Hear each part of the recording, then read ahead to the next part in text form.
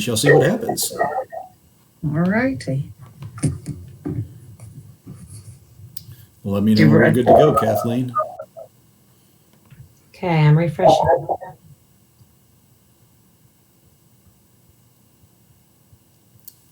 Test, test, test, test. Hello, YouTube. Are we there? It's showing loud. Let me check the sound. Go ahead and talk. Talking. That's a professional test right there. I liked it. All right, you're good to go. Are we good to go? All right, excellent, ladies. If you want to share your screen and continue. Oh, it is 11:05. Okay. Is my next presenter in the chat? I'm here. Super. All right, so we're going to let them wrap up real quick, just say their goodbyes, and then we'll kick over to you. No, they already wrapped up. So you Oh, did just they? go ahead. Oh, super. All right, let's go. All right. All right. Can you see my screen? Absolutely. Okay. SDI for Academic and Progress Monitoring, Part 3. Part 3. All right. So you want me to just jump in? Sure, have at it. All right. Well, good morning, I guess still. Well, it's almost afternoon. Today we're going to talk more about specially designed instruction as well as progress monitoring, and especially get into the point of how to document. So the first thing we're going to talk about is just some resource reminders. These are links to our JCPS ECE procedures for 2019, as well as the compliance guidance document. And that ECE compliance guidance document is being updated almost on a daily basis. Make sure that you continually go back to reread the guidance document because it does have pertinent information and many questions that you may need answered. You know, we have resources of how to document clarification for attendance, SDI, parent contacts. We have our ECE NTI resources. Sorry about that. And those are just resources for teachers to be able to use, helping with the planning of the instruction. And then we also have a link to our Special Education Regional Cooperative webcast series. And they've had information about accommodations, SDI. They're going to talk about behavior. So just different webcasts in order to help with the NTI across the state. And even our GLEC, which is here in JCPS, is part of that Special Education Regional Cooperative. One thing that we have to remember is document. I know we keep talking about the documentation and how important that is. We have to always consider what is reasonable and appropriate in light of our circumstances. We realize the circumstances that the kids deal with at school is going to be totally different than the circumstances that may be at home. So how do we go about making sure that we're giving our best good faith effort to implement that same IEP? We still have to have accountability. We need to make sure we are documenting our provisions, especially design instruction. We understand that specially designed instruction may not be happening every day. We may not be meeting with the students every day, but still, how are we going about providing that specially designed instruction for their IEP goals? And then how are we collecting, monitoring, and then analyzing the students' progress? Just because we're not at school doesn't mean that we can just graph our data and then just kind of let it go. We still have to analyze it and use our analysis in order to determine what our next steps are.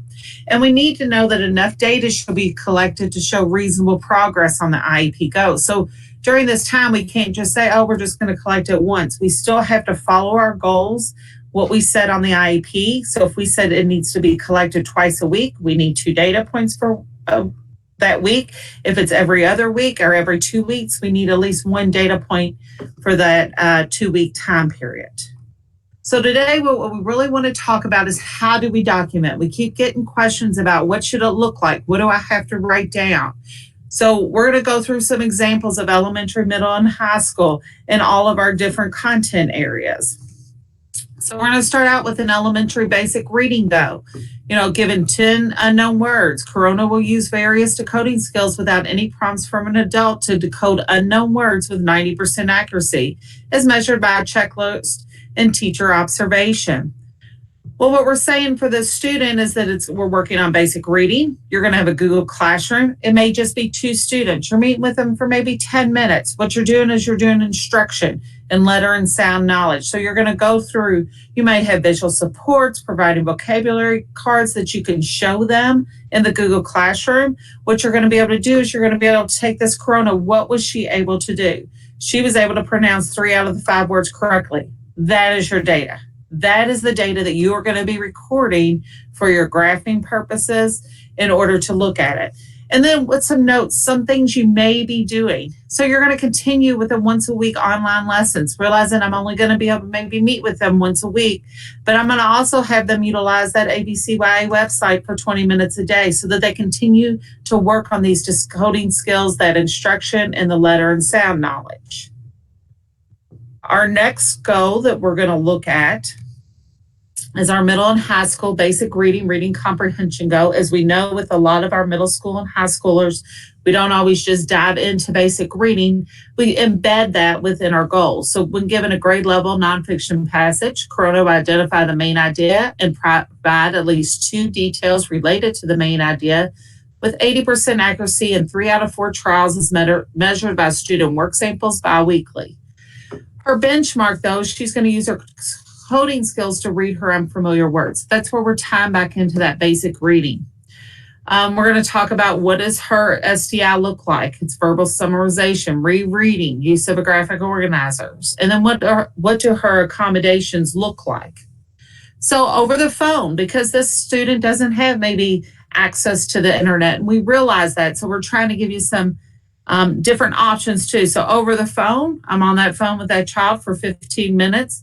I'm doing one-on-one. There is a website they may be able to get to that they could look at on their phone, maybe from Tween, Tribune, or you may have to pick up a passage that they may have at home.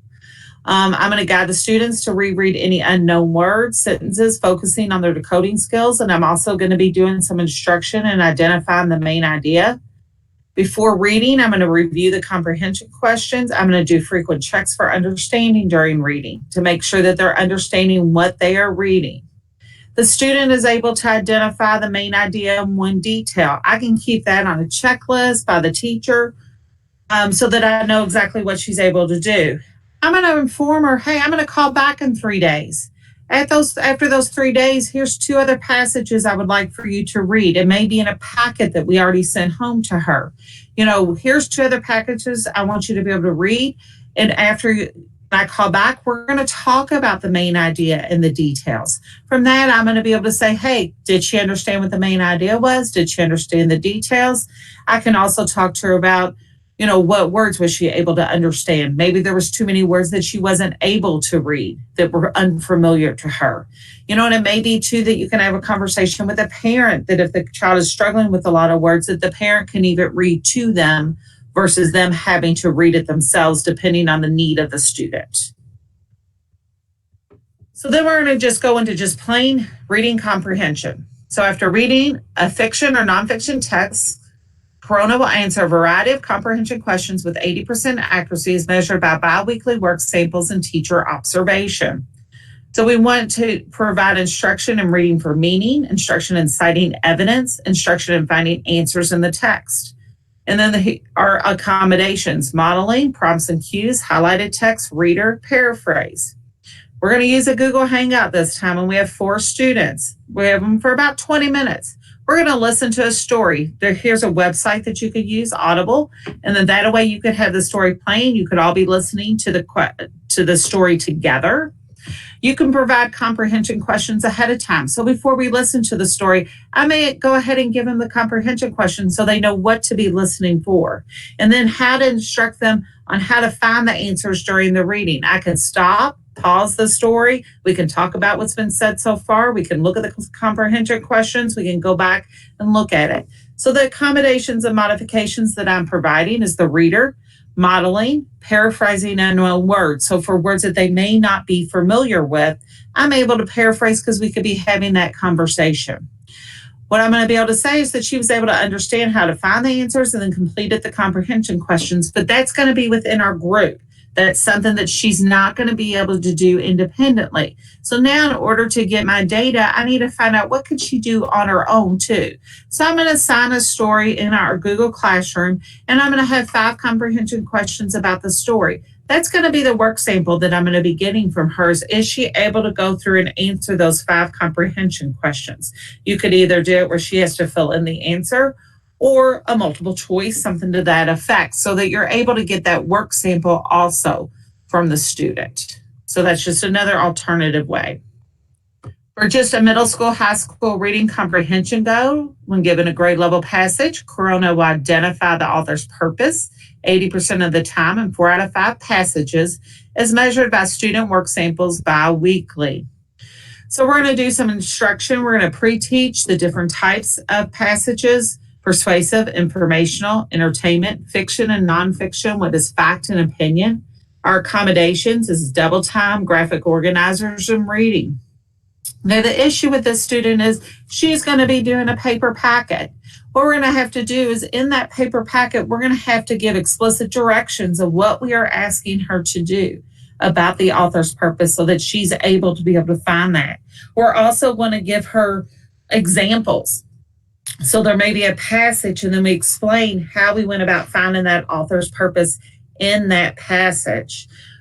We're going to give instruction in graphic organizers and then highlighting text. So as she is reading, we might provide her with a graphic organizer and give her ideas of what you would put in that. We can also explain to her about how do you go about highlighting text that we've been doing. And of course, with these students, we know them. So we know the strategies that we've been working with them all year long.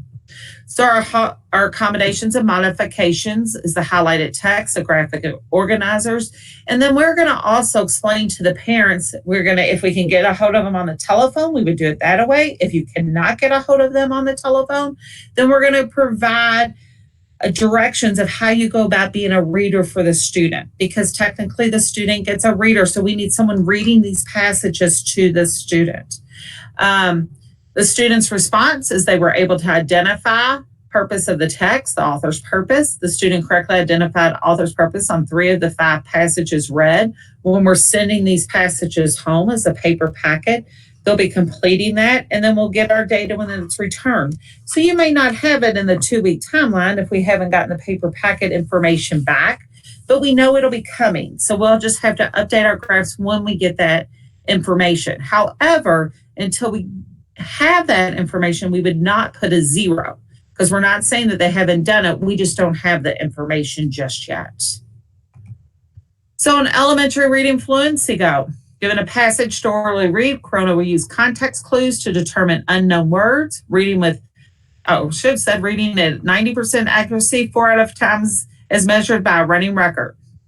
So this is instruction identifying pronouncing words, instruction and reading strategies.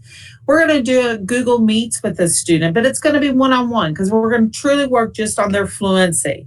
So we're going to do some instruction in reading decoding strategies and identifying using context clues in order to help us figure out our words in our passage. Some of the accommodations and modifications we're going to use: prompts and reminders of phonetic rules, use of visual supports of word families, and we may have to pre-teach some of the vocabulary if we know that it is vocabulary that the student is unaware of. We're going to have the student read the instructional passage aloud during the Google Meet. At that time, as the teacher, I'm going to be doing a running record. That running record is my data for the information that I need. Then I'm going to also have the student choose 5 passages on Epic, just as an example of a site that you could use for the student to access, practice, and read for orally and for fluency practice. So it's just a site that they could use in order to practice their fluency until we have our next meeting. Middle school and high school reading fluency, given unfamiliar instructional reading material, she's going to be able to fluently and accurately read with no more than 5 errors per 100 words, 95% accuracy, 90 words per minute, with given 3 out of 4 opportunities. Again, we're going to be using running records. We are going to be using Google Hangout. We're going to do one-on-one for about 10 minutes. It's kind of a quicker lesson because it is one-on-one. If you also cannot get on Google Hangout, it is something that you could do on the phone if necessary. And we're going to do instruction in phonics, instruction in word analysis for unfamiliar words. We're going to model. We're going to, of course, have a timer, and it's going to be a timed reading passage, and we can prompt her. So we realized this student was able to read the 100-word passage in 2 minutes, and she had 7 errors. Right now, that is what her data is. And the data is kept on that running record. I'm going to assign stories for her to practice. We want her to be able to practice reading in order to build that fluency. So again, my notes is about what is kind of my next step. I see where she is. She's almost kind of where I want her to be, but I want her to get to less than 5 errors. Now we're going to go into math. Math calculation. When given 10 addition and subtraction problems, Corona would solve the problems with 80% accuracy on 4 out of 5 occasions as measured by teacher work samples. Instruction in the use of manipulatives, calculator, computational strategies. So math calculation, we're looking at addition and subtraction. We're going to have 4 students in our group for about 15 minutes. What we're really going to talk about right now is how do we go about using manipulatives from home? What do we have? Cereals, spoon, blocks, Legos, whatever that they have in their household. So we want to show them where they can get those manipulatives. We also want to do instruction of an online calculator in case they don't have one. And here's just a link to an online calculator that they could be using. I'm going to be able to give her some problems, and she was able to get 3 out of 5 problems correct. I'm going to use a checklist of correct and incorrect problems. I'm going to also explain to the students I want them to work on Moby Max for 20 minutes a day. And then I'm going to meet back with them within 2 days, or it could be 3 days, depending on what your schedule allows. Though, remember, these are just examples. For middle school, high school, we're going to give in a grade level multi-step math problem equation to solve. She's going to identify the information needed to complete the equation with 80% accuracy on 4 out of 5 equations measured by student work samples bi-weekly. We're going to do instruction in PEMBAS, Frayer model, concrete, representational, abstract. We're going to talk about extended time, calculator, math visuals with steps. So we may have to give them a TRUCE checklist. We're going to use Google Hangout. Again, we're going to meet with multiple kids, 4 students. We're going to do instruction and multi-step equations with this checklist. So we're going to have the checklist and show them how to make their own checklist. They might not have one sitting there, but together we can make a checklist of what we needed to do to solve that problem. We're going to have a checklist and a calculator. If they don't have a calculator at home, again, we could teach them how to use an online calculator. This time the student was able to solve 3 out of 5 equations. I'm going to have a checklist and I'm going to mark the equations that were correct. That's how I'm going to keep my data on that student, and I can eventually transfer it to a graph. I'm going to meet with the students on Monday to provide a direct instruction in solving equations. So my next step is, here I'm going to go through just the checklist. Now on Monday, we're going to really talk about applying that checklist. For an elementary math reasoning goal, when given a multi-step word problem, Corona will solve the problem at 80% accuracy in 4 out of 5 trials as measured by work samples and a checklist. We're going to do instruction in math vocabulary and flowcharts for solving problems, calculators, and manipulatives. We're going to provide them with the step-by-step flowchart, a calculator, math vocabulary with definitions. Because many times, especially in elementary, our kiddos don't understand certain words that mean addition or certain words that mean I need to subtract or multiply or divide. So I want to make sure that they understand that. This is, again, a kiddo that needs paper packets. I'm going to give them 10 multi-step word problems. I'm going to provide them with a step-by-step checklist of how to use calculators and or manipulatives. I'm going to provide them with that math vocabulary with those definitions so that they can help them understand what those words mean. I'm going to also provide them with visual supports, the math vocabulary and the checklist. When the student sends back the completed word problems, I can grade the student's work samples to figure out how they're doing. I can also call that student at least once a week to see if they need assistance with solving those word problems, to see if they understand where to start, because that's something that I could explain to them over the phone. And it may be a student I've got to call more than once a week, but I would start with at least once a week just to see where they are and what their needs are. The high school, middle school math reasoning go. When given a grade level math word problem, she's going to represent understanding of mathematical concepts with drawings, manipulatives, or journaling. We want to do instruction in that concrete, representational, abstract math manipulatives and word problems. We're going to do a Google Meet, 3 students, 30 minutes. First thing we're going to talk about is instruction in a graphic organizer. How can I do what I need to be doing? I'm going to do instruction in the use of the online calculator, as well as the instruction in the use of manipulatives. Like, what can they do on their in their home with manipulatives that they may have in home there, and there's also some online manipulatives that they could use. The student was able to solve 2 out of 5 word problems. We're going to keep data on a checklist for correct and incorrect problems, and the student will continue once a week with a Khan Academy lesson specifically about solving the math word problems in order to increase their knowledge. Written expression, we really want to meet with the students, 3 students. We're going to use Google Meets. We're going to do instruction and sentence construction and editing. We're going to maybe have them use a graphic organizer. We're going to have them maybe create 1 sentence at a time versus 3 to 4 sentences. And we're going to provide them a word bank based on the topic. We know that she was able to verbally develop 1 sentence about being at home because that's where we're going to start with. So our work samples, what I've scribed for her. We're going to continue with this topic at our next session on Monday. I may ask her during that week, hey, think about other things that are affecting you during this home instruction. For middle school, high school, Google Meets, we're going to have 4 students. We're going to do instruction in an online graphic organizer that I could show them how to complete online. We're going to do a main idea and supporting details, some accommodations. We can show them some work samples. We can create an online graphic organizer. We realized that the student was able to create 2 paragraphs with proper structure. One way that we can keep track of what they're doing is we could use a checklist or a rubric based on their work samples. And then we're going to continue to meet at our next meeting. We're still going to work on instruction and paragraph writing. What else do we need to add into our paragraphs to make them better?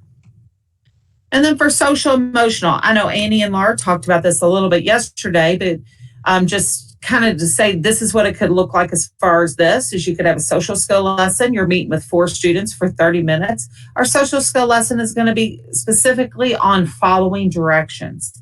I can give them their self-monitoring form so that they can be filling it out about what is going on with them at home. They're going to turn in that self-monitoring form, or they could just be showing it to you. And then the data can be compiled from the self-monitoring form. And I will meet with each student also individually to do a check-in about their progress so that we know exactly how they feel about how they're doing. Graphing and analysis. So the process for graphing this data is going to remain consistent with what we have been doing prior to these NTI days. We want to make sure on our graph that we have dictated where NTI started. We want to have a vertical line. We want to make sure that we are showing where NTI has started. But we also want to make sure we're analyzing the data. And some of the important questions you want to think about is what is different about the data? How is it different than what it was when we were in the school building? Did the measurements have to change? What is the new situation? What in the new situation can skew the data compared to in-school data collection? So why is it maybe looking different? And in our summary and our narrative, we want to include those thoughts. What is making this look different? And then how does this data compare to previous data? And is it truly comparable? Some information is going to be comparable, some is not. And so we want to, though, in our narratives, when we have that on our summary statements, we want to make sure we talk about that and explain what is different. And this is why it's comparable or not comparable. If you have any questions at all, and I should have mentioned this at the beginning, but Camille Potter and Beth Spalding also helped me develop this training. So I wanted to include them or give them access or just to show y'all that they were also part of this. But if you have any questions at all about the documentation, the graphing, the analyzing of the data, please shoot us an email. We would be happy to answer your questions, or we can give you a phone call, whatever's easy for you. Because what we want to do is just be here to provide assistance. So.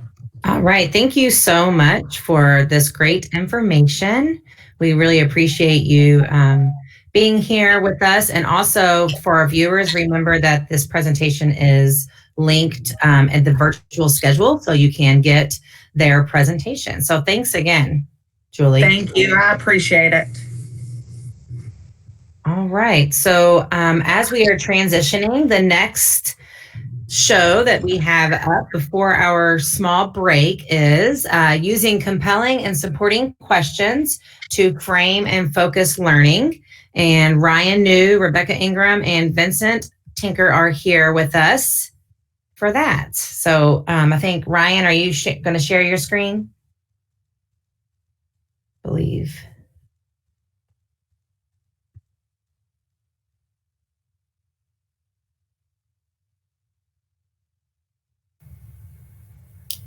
Yeah, he's Sorry, Hey, everybody. I've taken us someplace in the netherworld all of a sudden. I was trying to share my screen and then I forgot to unmute myself and then I couldn't get back. And so now we're in the netherworld. So that's great. It's a good place for questions and where we're going to be going. Are you guys able to see my screen now?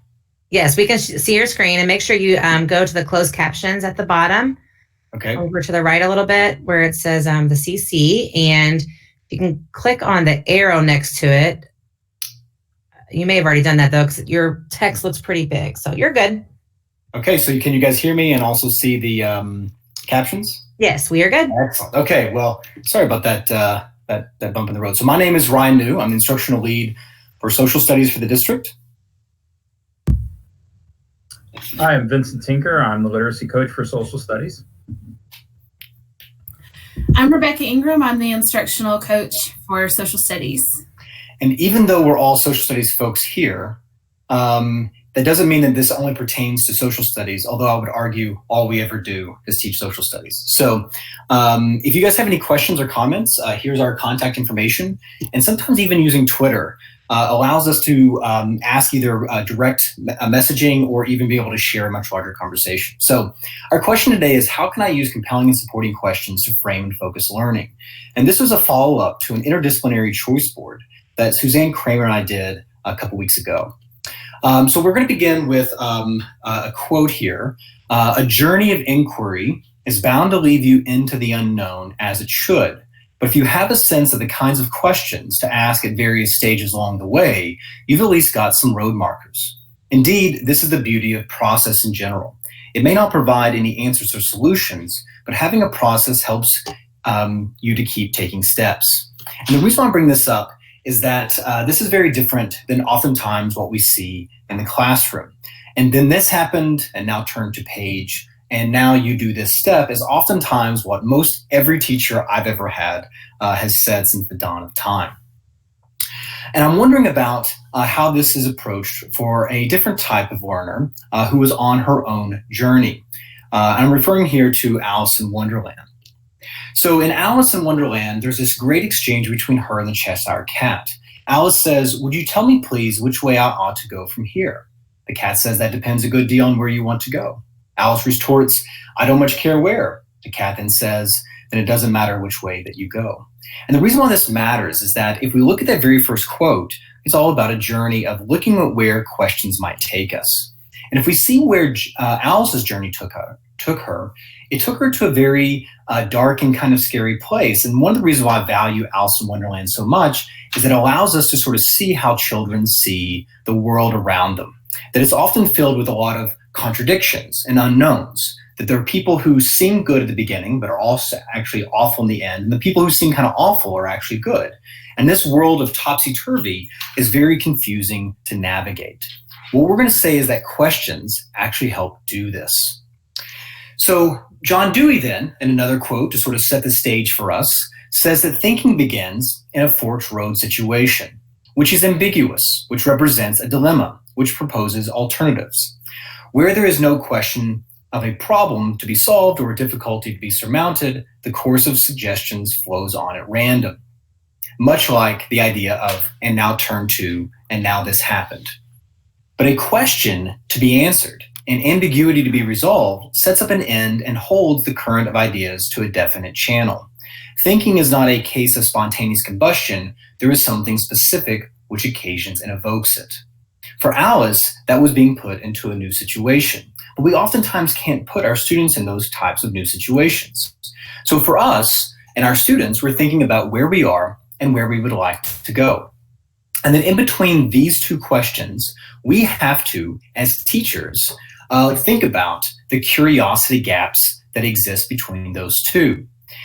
But oftentimes it is difficult with multiple types of students to go down each path with those kids. Instead, we have to manufacture curiosity. And one of the first places we can do so is through compelling questions.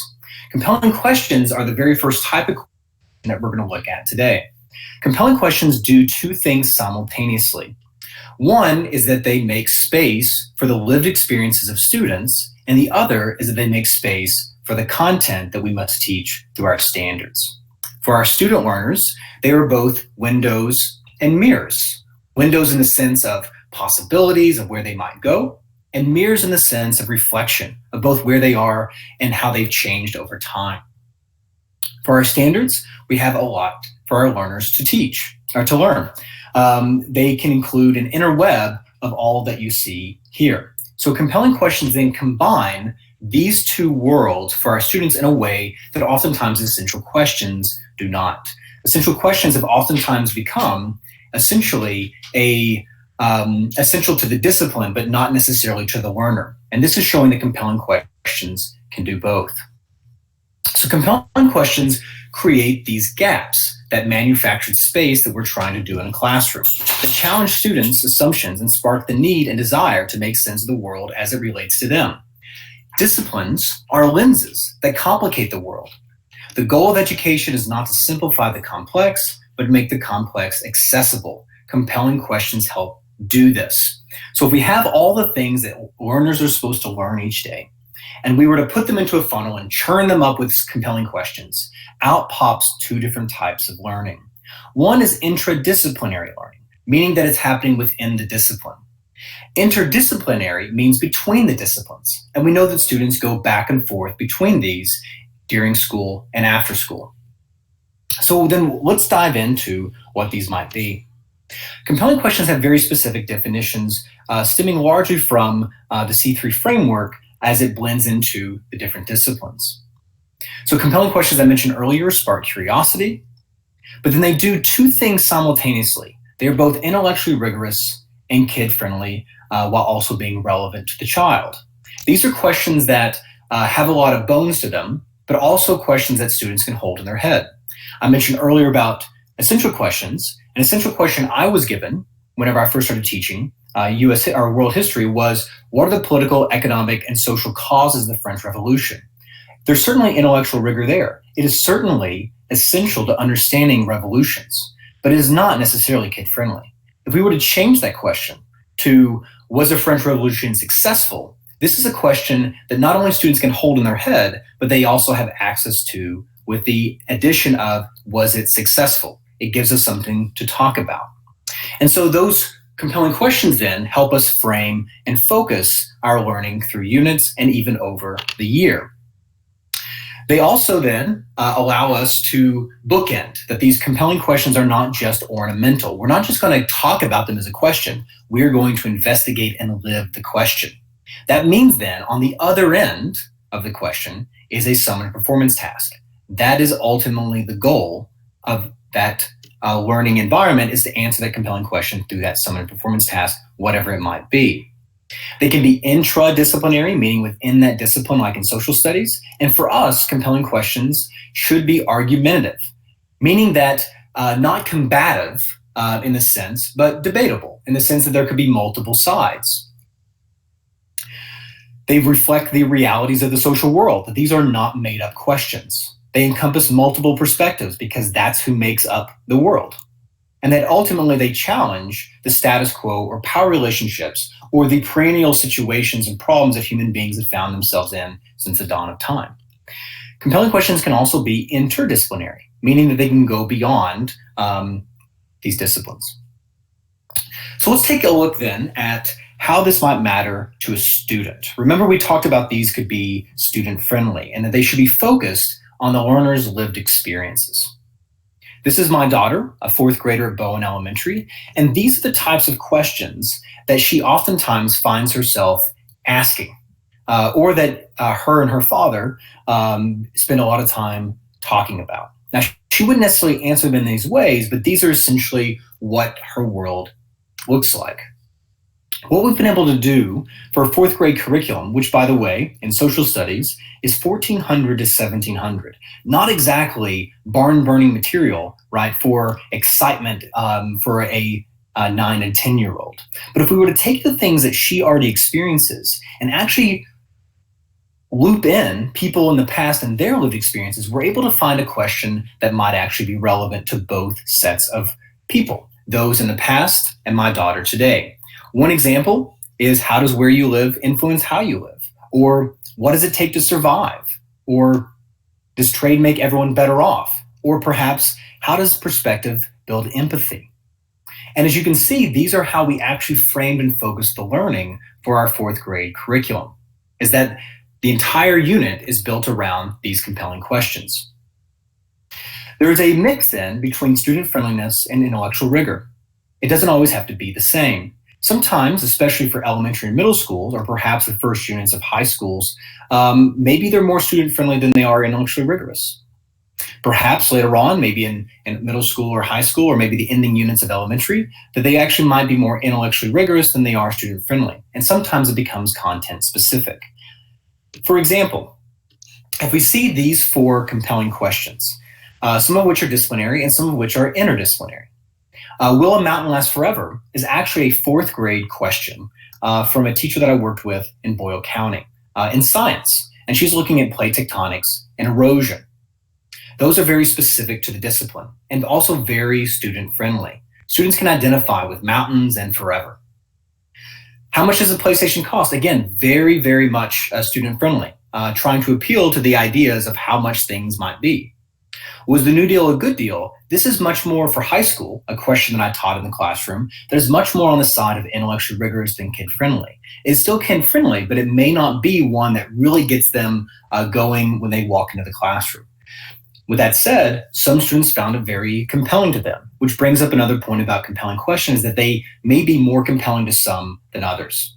A question like, how does where we live affect how we live? That can be intradisciplinary, but also interdisciplinary at the same time. What then are supporting questions? Supporting questions are much more concrete. They are the knowns of a given discipline. They are typically also that which connects the content to the compelling question, right? Or the standards to the compelling question.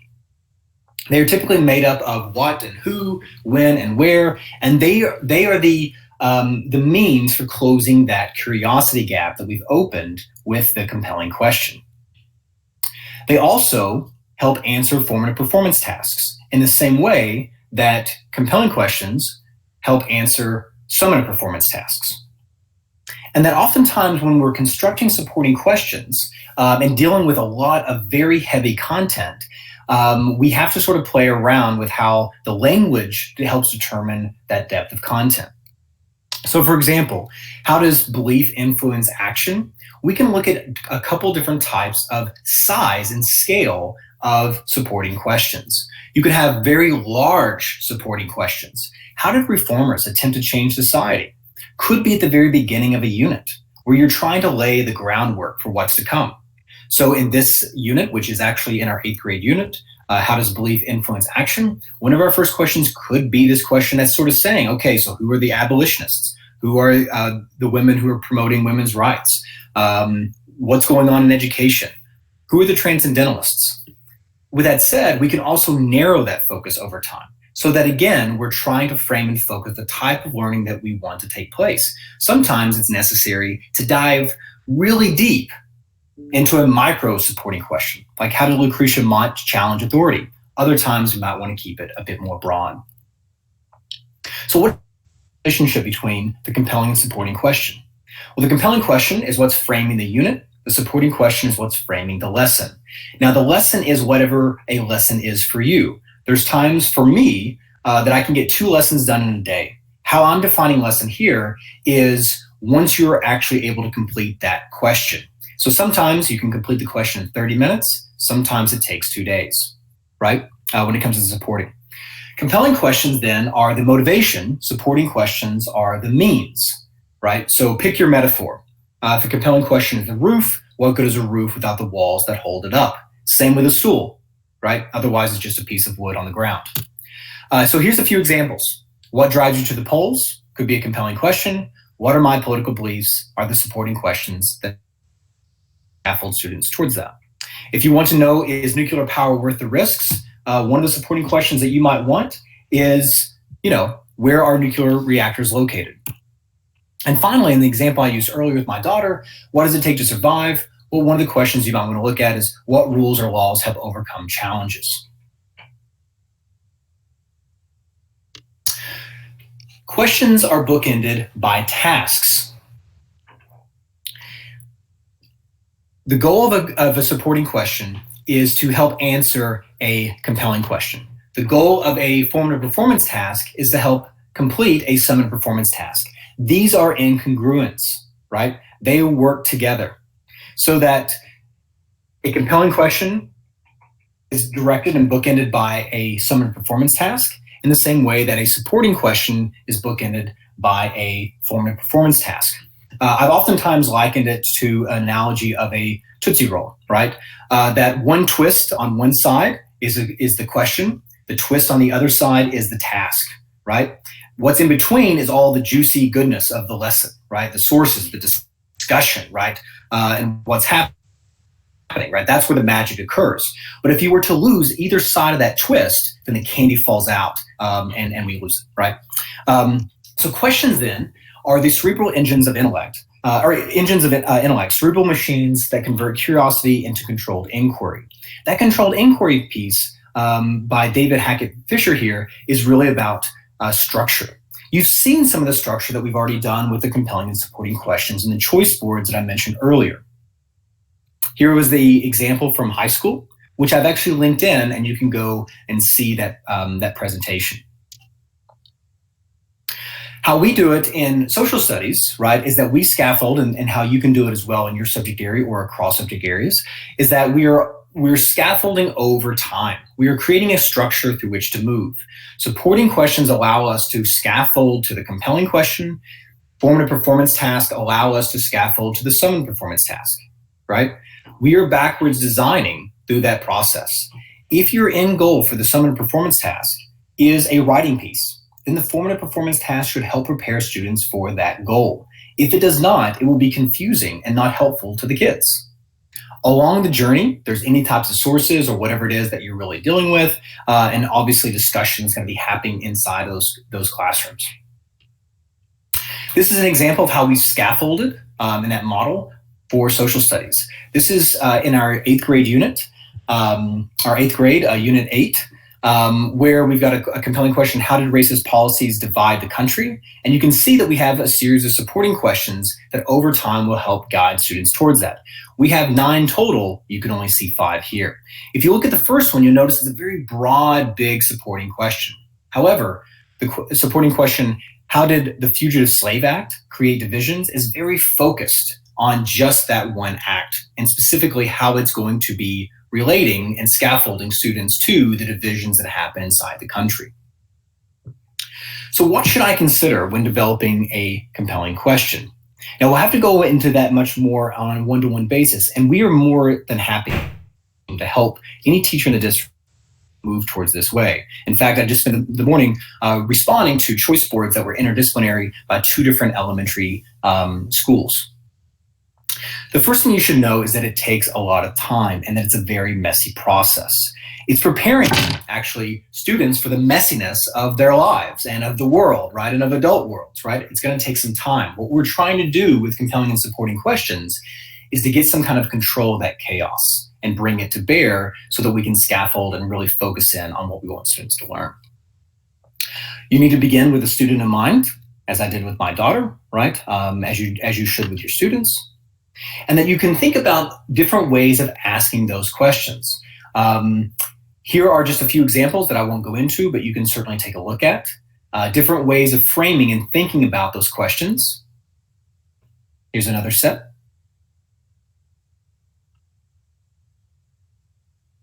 And then ultimately, when you begin creating a compelling question, you should probably actually begin with more. If you're gonna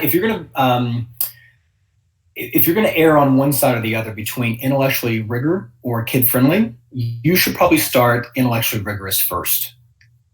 Every time I've worked with teachers or try to do the kid-friendly version myself, it ends up being too kitschy, it becomes too cute, and we all know that we are not cool as educators, right?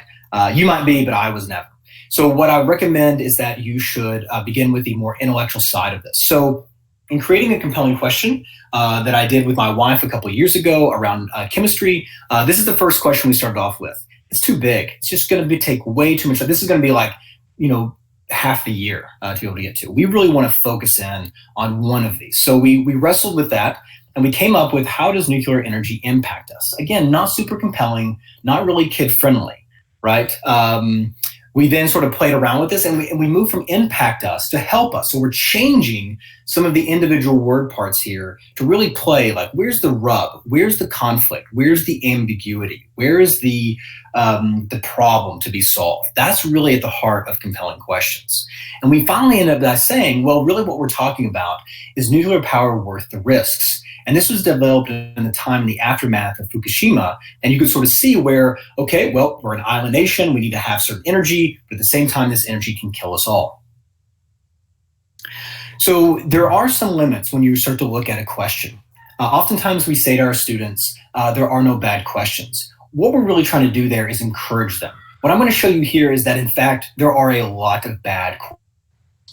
So when it comes to compelling questions, some of the concerns is that A, it's not a real question, or that it leads to a right conclusion. Compelling questions, because they make space for students, are going to be naturally open-ended and subjective because it's their worldview that's being brought to bear inside the answer of that question. If we're leading students to a right answer, what we're saying is that our understanding of the world is more important than them, and that by that very nature, they become more us than they do themselves. That's dangerous. We also want to make sure that compelling questions are not superficial, right? Or, as I said before, one-sided.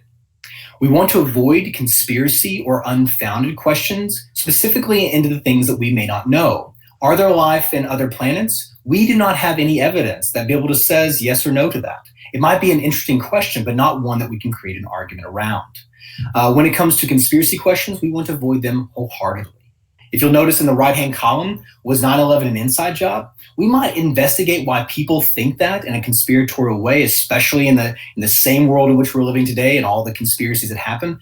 That is not good academics, and that is not teaching kids good skills of what level of the truth that we're trying to. And finally, we want to make sure that a question is not morally reprehensible. So let's take a look at a few of these examples. Was Columbus a hero or a villain? This is oftentimes a question that a lot of people use. This is a binary question. That's not a real question that people actually debate inside of history. Columbus was a person who cut people's hands off to try to get him more gold.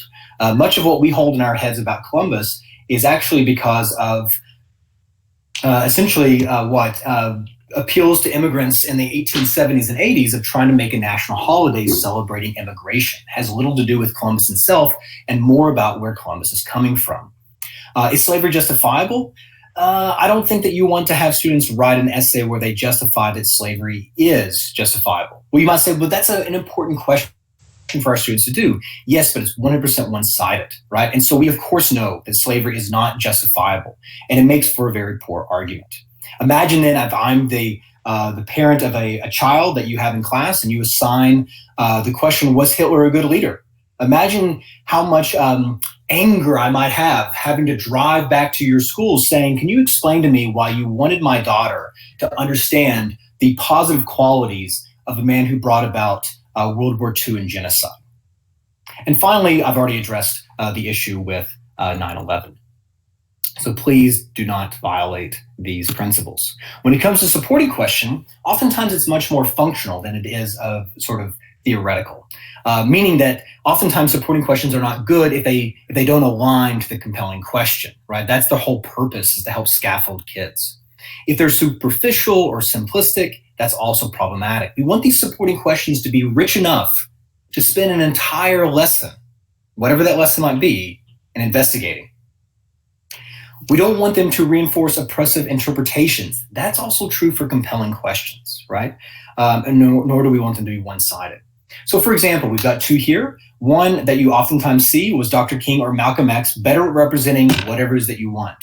The question is, why do we have to put two black leaders against each other? We typically don't do this with white leaders. Why are we doing this? Maybe the question is, why does putting Dr. King and Malcolm X against each other make white people feel better about studying black leaders? That would be a more interesting question to be looking at. Because these two individuals represent the complexity of the time. They have changing understandings that move over time, and they are not just one-sided, simplistic figures to be studied.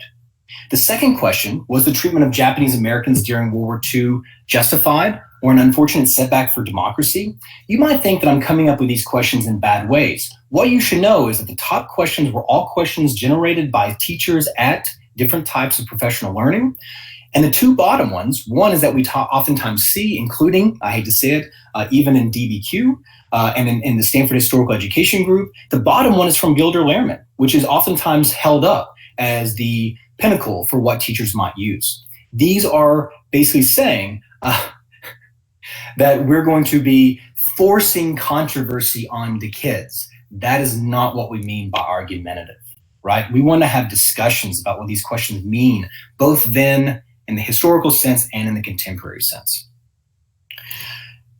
To make sure that we leave on a positive thing, these are characteristics, so you can do a juxtaposition between the two. They show the characteristics we've talked about before, the compelling and supporting questions, and a few examples that I've color-coded here to sort of show how they match up.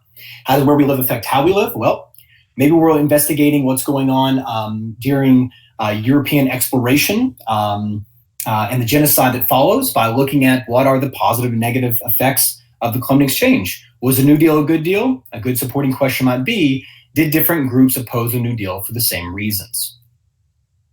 Finally, I'll say that that compelling questions need to be stress tested, that we don't want to just throw these questions at students and say, best of luck, right? That would be reckless and irresponsible of us. We want to make sure that you can answer these questions in a lot of different ways, and they don't violate all the bad questions that we looked at earlier, and that they hone and empower things that we looked at earlier as well. So stress test by basically trying to answer this yourself in all the different ways that you might answer it. For example, why is conflict so difficult to resolve? You might say it's because there's often deep-seated historical events that prevent resolution, or that economic inequality creates power struggles between clashing sides. You could also say that polarized religious beliefs can create irreconcilable differences. What these so-called argument stems of the stress testing do is provide you with an avenue of how you're seeing it as a teacher, an educator, and the subsequent supporting questions that you might actually develop. So you can see here how we could easily have a supporting question that looks at history, a supporting question that looks at economics, and a supporting question that looks at religion. So I end by saying, from ignorance, how it drives science, questions are more relevant than answers. Questions are bigger than answers. One good question can give rise to several layers of answers, can inspire decades-long searches for solutions, can generate whole new fields of inquiry, and changes in entrenched thinking. Answers, on the other hand, often end the process. And it's our job as educators to be good questioners, which is why questions should help us frame and focus our learning. So here are some additional readings if you would like to take a look at them. I've highlighted in yellow the ones that you might want to begin with, right? If you want to look down that path. And if you have any questions, please ask. Oh, that was outstanding, Ryan. A couple of the pieces I really liked, just knowing the importance of the questions really opened up some eyes in the chat feed there. And I really enjoyed the interdisciplinary part where you were talking about that. Because coming from the science background, I think, and especially now, if teachers haven't been practicing that, getting between content areas with social studies, science, math, and of course, language arts plays into that very easily. It'd be great if students had one area they were focusing on and answering questions in the different content areas that all kind of pertained to each other. I think it'd be a lot easier for them to focus on the work. Yeah, I think that it's a great point because, oftentimes, we don't just get up in the morning and say, I've got a science problem today, right? Or I've got an economic problem today. That oftentimes we don't think in those we think constantly in interdisciplinary ways, but in education we silo those out, which is great because we can really see what each of those have to offer in the different lenses and skills, but then we have to also then teach students how to pull those and blend those together. And compelling questions can help do that. Absolutely. I agree. It's excellent. Well, I don't know if there's any other questions in the chat, but hopefully Rebecca and Vincent are there helping answer some of those. I can't, unfortunately, see the chat whenever I share my screen. But if you have anything that you would like us to look at when it comes to, say, interdisciplinary choice boards or just choice boards that are intradisciplinary, we're happy to do so. I did so this morning. All right. Thank you, Ryan. Thank you, Vincent. Thank you, Rebecca. And that's going to be wrapping our show up for this morning. There are no questions in the chat. Please remember, we will be back at 12:30 with our afternoon edition of our live episodes. If you look for those, you can find those on jcps.me/NTI. Takes you to the support site. You click on the teachers and then click on the virtual schedule, and you can see the schedule. And also, this has links to the presentations that go along with those, which a lot of people ask about. They are there. Also, the videos will be on our channel, jcpsdigitallearning.com. And you can watch the videos on demand, power of pause to work through them. Once again, I'm Jim Unger with Digital Innovation, and I will see you back after the break.